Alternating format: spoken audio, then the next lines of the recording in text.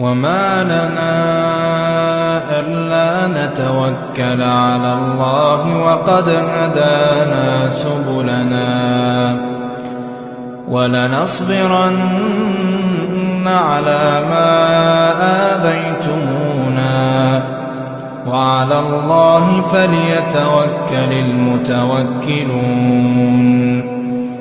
وقال الذين كفروا لرسلهم لنخرجنكم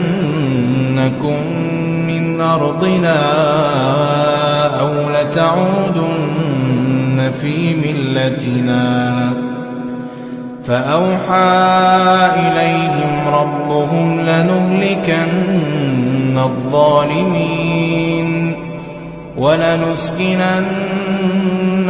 الأرض من بعدهم ذلك لمن خاف مقامي وخاف وعيد.